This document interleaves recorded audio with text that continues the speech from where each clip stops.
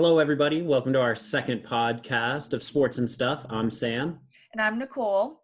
And on the podcast/vlog today, we're going to cover a variety of topics, the latest on the college football playoff, a new fan favorite segment of mine, what's going on in Nebraska with Nicole. We're going to go to Disney Talk, which is going to consist of Disneyland not opening, but that hasn't hurt Disney's stock. And one of my favorites, Sam's segment. Sam, you want to take it away?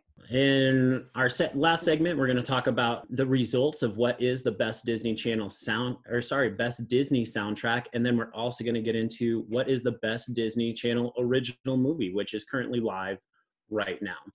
We got right into it right away with the outline. Quick backstory. We won't get into the whole introductions because that took a solid 25 minutes that I had to edit down last week. But a couple weeks ago, Sam and I met. Disney College Program. Go to our first episode, the pilot episode. I'll drop a link down here, or it's on my YouTube channel. But Sam's in Colorado. I'm from South Dakota, but I live in Nebraska. I cover the Huskers. Sam's in Colorado doing his thing, and that's our brief synopsis of our lives. Let's get into our first topic. Let's talk about the college football playoff. So the new rankings are out tonight as of Tuesday. SportsCenter always has their whole special that they do. It's Tony Kornheiser's favorite show, for the record. College football playoff, Sam. You've got some rankings come out tonight, but what are your rankings? I agree with what the college football playoff has thus far. So right now they have Alabama at 1, who's 8-0, Notre Dame at 2, who's 9-0, Clemson at 3, who's 8-1, their only loss being to Notre Dame, and then 4 being Ohio State. Because the Big Ten got such a late start, Ohio State's only played 4 games. They're currently 4-0. The real question that I want answers to is, can a Cinderella team make the college football playoff this year? I'm starting to lose a little hope because Indiana went down 2 weeks ago to Ohio State. Northwestern goes down last weekend. It's down to Cincinnati. Cincinnati has to get it done for us. I mean, Nebraska is 1-4 right now. They just have to win out and they'll be 500. Bowl eligible this year, apparently. Notre Dame. How are your guys doing? Undefeated? Undefeated. Beat North Carolina this last weekend. I think they have a real chance to make it happen and get into the college football playoff.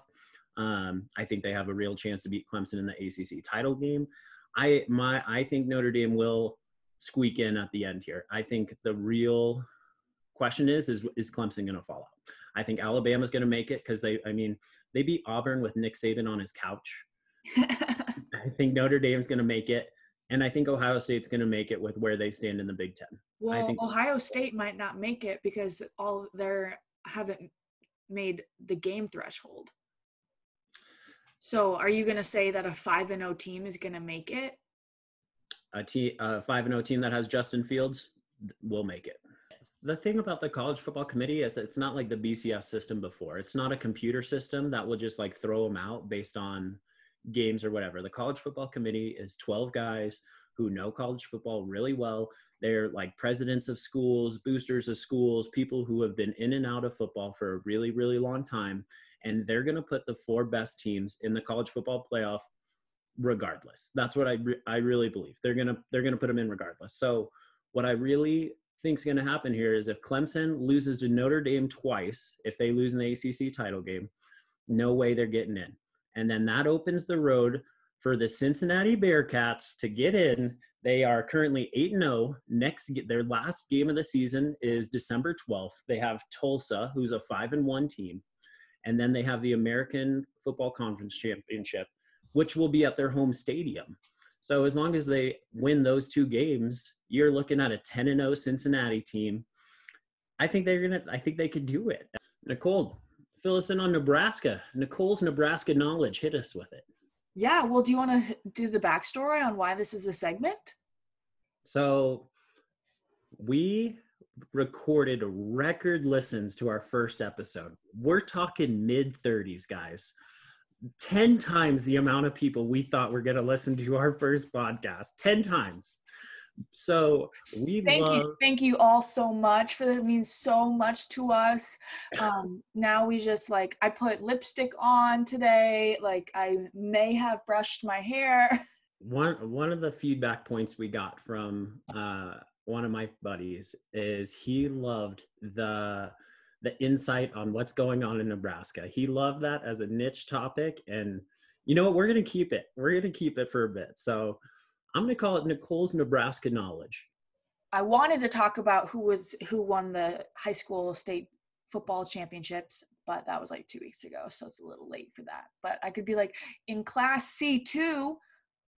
I mean, it's in between our podcasts. Who took the title? I'm curious, Nicole.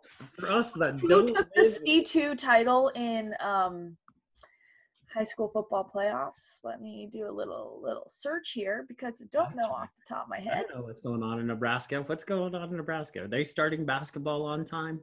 No, Lincoln is not. Nebraska is, but Lincoln is not.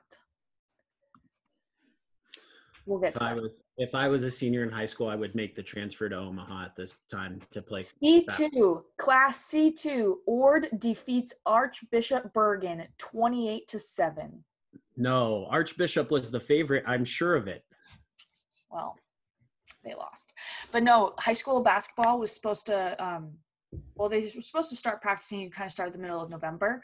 And Lincoln went into Lancaster County, went into the mayor kind of shut down youth activities K through 12 for 3 weeks. So all of Nebraska, depending upon your directed health measure, gets to keep practicing or playing, and Lincoln has to pause for 3 weeks.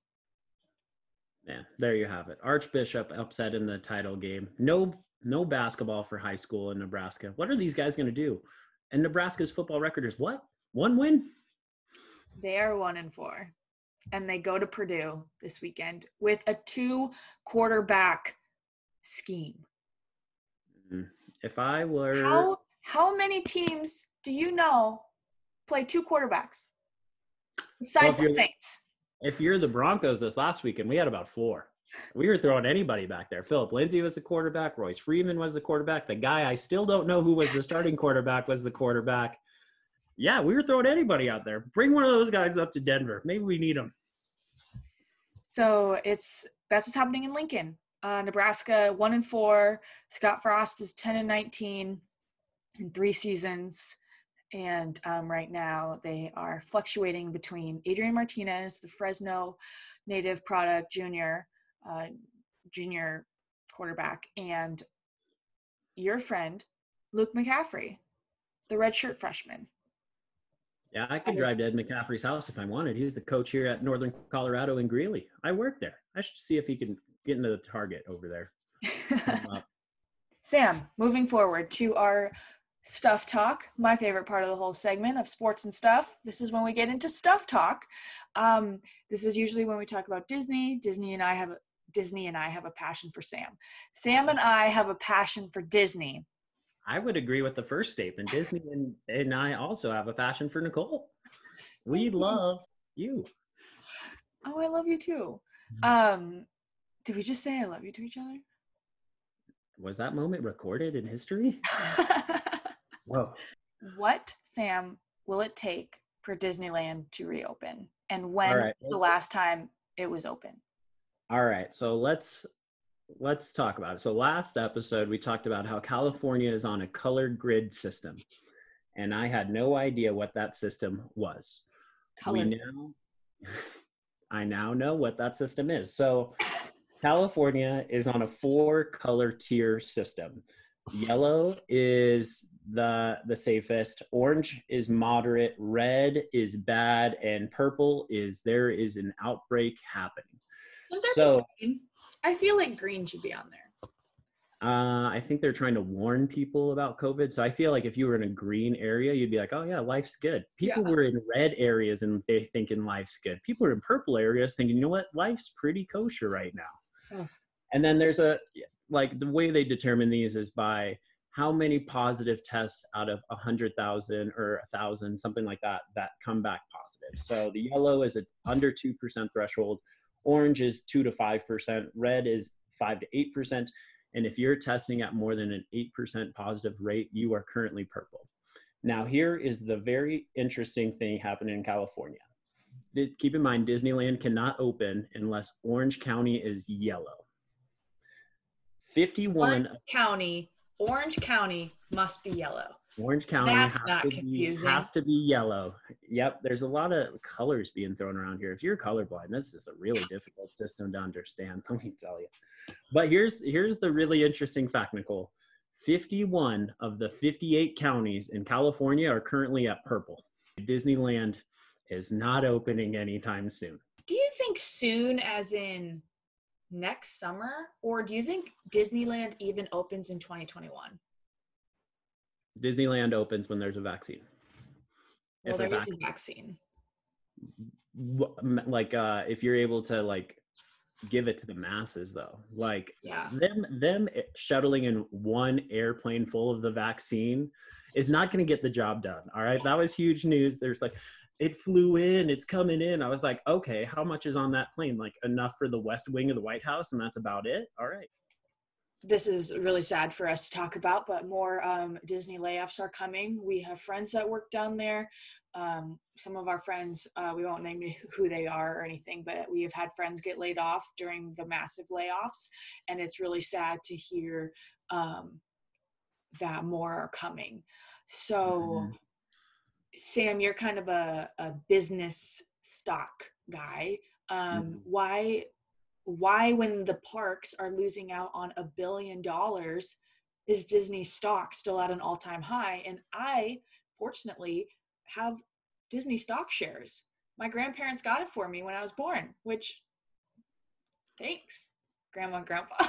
So let's put a little perspective on it. When we worked in Orlando, there was over 70,000 people that work there. Disney as a company worldwide carries close to 225,000 pre-pandemic.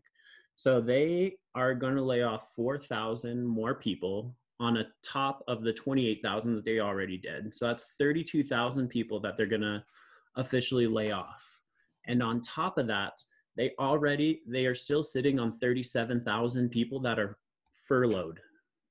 So that's a ton of people that used to work for Disney. So with that in mind, Disney has lost, let me get this number right, lost $6.9 billion due to park closures this year. And I went back and I looked at their 10K, which is their like financial statements and stuff. According to their 2019 10K, they spent 75% of their capital spending was on parks and attractions. So whether that be the theme park expansion that they did with Star Wars last year, new cruise ships, anything like that, they spent a ton of money on that. Mm-hmm. So from an investor side, why is Disney still trading at over $150 a share as of today? It doesn't make sense. But what my theory is, investors have just given Disney a pass. They have said, couldn't do anything about it. And the real key here is they launched Disney Plus November of last year. Disney Plus has already 73 million subscribers in 1 year. We are clearly in the Disney subscriber base here. We love Disney Plus. We are too.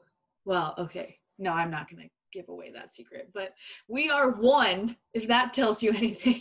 We're one household in our opinion, which is why we have to film this meeting via our computers, because we didn't want to be closer than 6 feet from each other. Hey, Sam, what do you want to do for lunch? I'm in here. See that door right behind Nicole? That's me, just on the other side of that room. So Disney's like 3 to 5 year goal was to get over 60 million subscribers. So yes, the pandemic and everyone being quarantined like really boosted the numbers, but they have 73 million subscribers and they're only spending $1 billion on Disney Plus development. Compare that to Netflix, who spends $25 billion in content development. So investors are super optimistic if Disney like pivots and really puts all their money into the media of the company and like getting into Disney Plus and stuff. they're still under traded, in my opinion. The stock's going to just continue to go up. I would also say that Disney Plus has helped a lot of people, including myself, during depression during the pandemic. Like being able to flip on some like nostalgia, like Boy Meets World or Lion King. It's true. I think the way I described Disney Plus when it first came out, I was like, it's your childhood all-in-one subscription. It's every show that you used to watch. My favorite has been rewatching some of the Kim Possibles. That is such an underrated show. That show is good. Ron is hilarious, and like it's no wonder why Ron's hilarious, because it's Will Friedle, who's Eric in Boy Meets World, and he really stole the last couple seasons of Boy Meets World. When he grew his hair out, as soon as Eric grew his hair out, he was the star of the show. Wow. Speaking of Disney movies. Yeah, speaking of Disney movies, so on our last pod, Nicole and I discussed what I believe to be the top 5 Disney soundtracks. I put it to the test. I went to see what were truly the top Disney soundtrack according to my Instagram following. So I also found out I have a very skewed demographic as far as people responding. The biggest upset, in my opinion, that I'm still upset about is Mulan upsets Frozen in the first round. A 14 beats a 3 seed, upsets Frozen in the first round, which gave us Let It Go. I don't care how much you hate that song. It's so catchy. And it's gone multi-platinum. So I wish I had one of those like like can you just edit Hilary Duff doing that from the Disney I'm Channel? Nicole Griffith and you're watching Disney Channel. Yeah, the perfect. Have you seen the Have you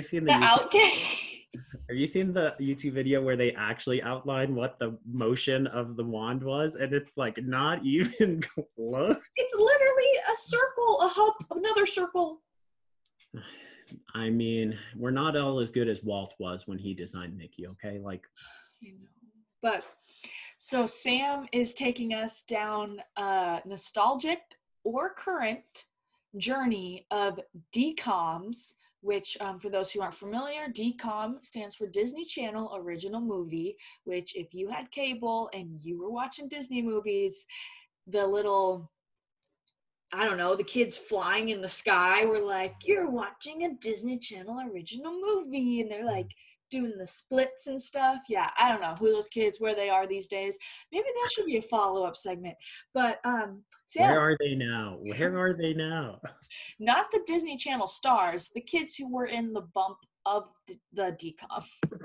Yeah, but we'll do some research. All right, we'll do some classic sports and stuff research before the next episode. So we're all clear. Tarzan is the best Disney soundtrack, according to the poll. It came out on top. It beat Moana. However, we will acknowledge Mulan had quite the Cinderella run in the bracket. They went all the way to the Final Four. I guess just 90s kids loved Mulan. In my opinion, it has the or they don't like Frozen. Mulan did some pretty good work, though. It upset it upset Frozen, and it upset Beauty and the Beast, which is an iconic soundtrack. Beauty and the Beast is one of my favorites, but I don't love the soundtrack.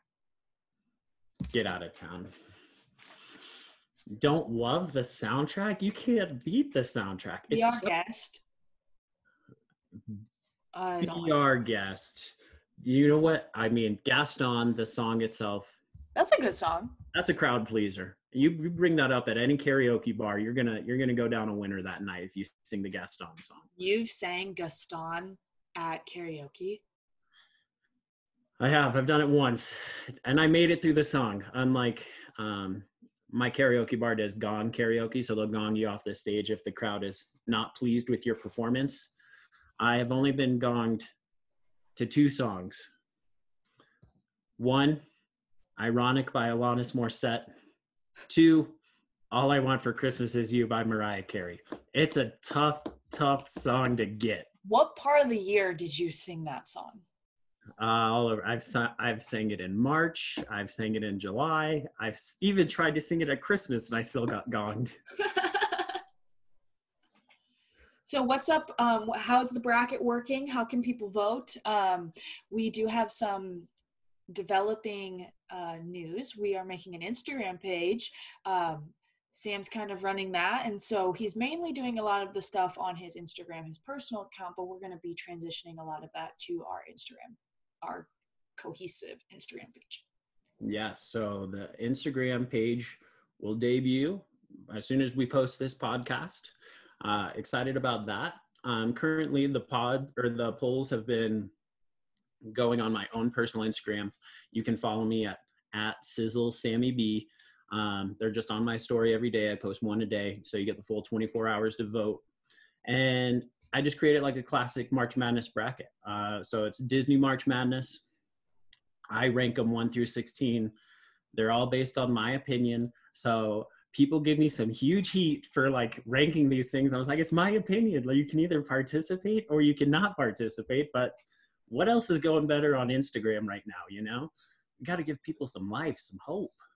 Yeah, go ahead, go to Sam's Instagram and vote and let him know what you think is the best DCOM, all 30 of our listeners.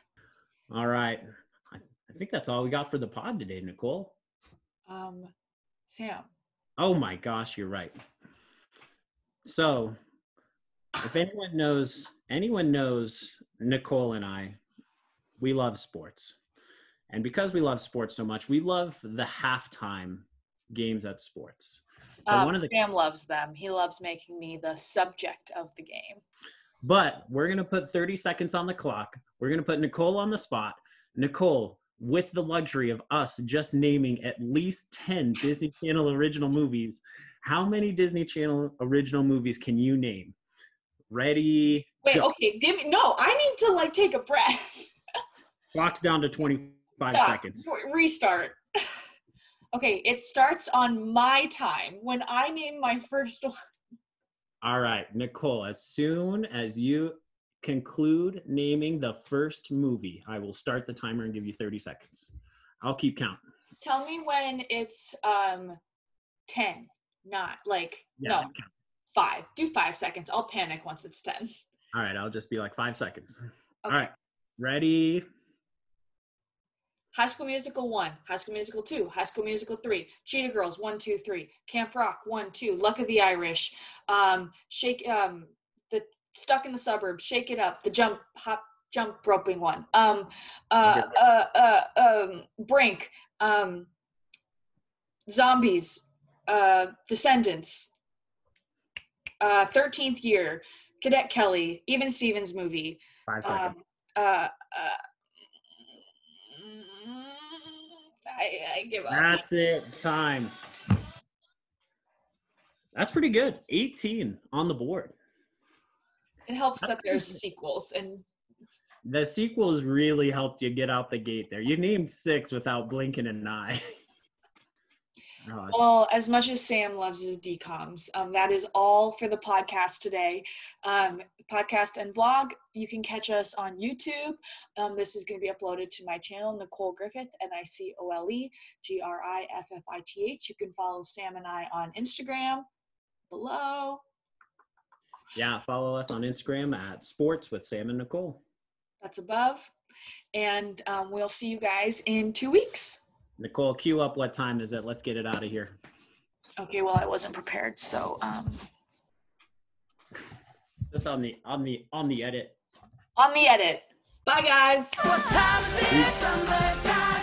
It's our vacation. What time?